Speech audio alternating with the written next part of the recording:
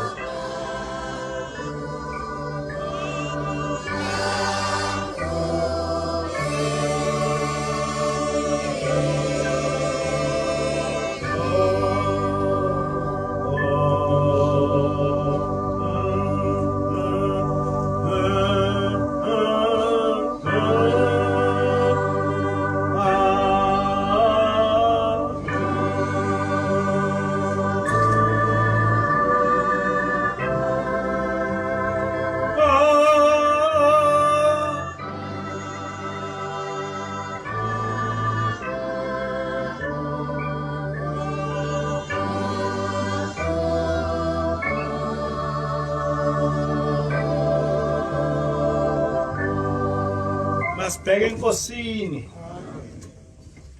uNkulunkulu wasephakameni, uNkulunkulu kaShembe. Nkosi yezulu nomhlaba.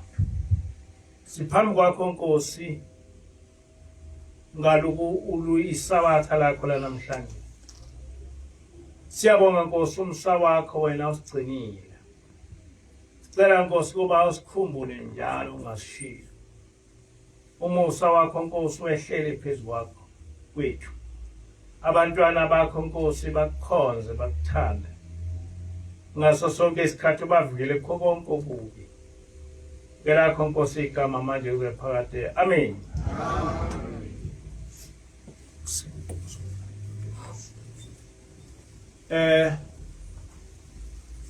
Ngiyafisa ukusho ukuthi bonke abantwana nama amalunga eNCG kufanele nazi ukuthi masibhabhadisa noma sikhuluma nje asisezokukhuluma ngoyise nendodana nomoya engcwele ngoba ithi ingilosi loyise lona okukhulunywa ngaye akukhulunywa ngayo Ujehova kodwa kukhulunywa ngalabo uNkulunkulu waseBhabhiloni. Obani Onimrodi lokho kukhulunywa ingilosi yathi nale ndodana akukhulunywa ngayo akukhulunywa ngayo Yeshua kukhulunywa ngoThamuzi. Ngakho-ke inkolo yethu ayiqonde. Amen. Ngoba sesikhululekile manje. Uqala sasilandela lezi zinto ngoba sasingenakwenza lutho singaphansi kwabelungu. Manje sesikhululekile. Asena indaba kaNkulunkulu uyise noNkulunkulu indodana noNkulunkulu umoya engcwele ngoba uNkulunkulu beyithixo labo. Ithi ingilosi manje na sizobhabhadisa egameni likaNkulunkulu wasephakameni. Egameni likaNkulunkulu kaShembe. Egameni lenkosi umdali wezulu nomhlaba. Amen. Niyangizwa ukuthi ngithini? Amen. Asakhulumi manje na ngoyise nendodana nomoya engcwele. Manje sikhuluma ngoNkulunkulu wasephakameni. Sikhuluma ngoNkulunkulu kaShembe. Sikhuluma ngoNkulunkulu inkosi umdali wezulu nomhlaba. Amen. Lokho kushiwo ingilosi akubelekile. Ngakho-ke kusukela manje nabantu abazobhadadiswa bazi ukuthi bazobhadadiswa kulawo magama amathathu. uNkulunkulu wasephakameni, uNkulunkulu kaShembe, inkosi umdali wezulu nomhlaba. Amen. Amen. Amen.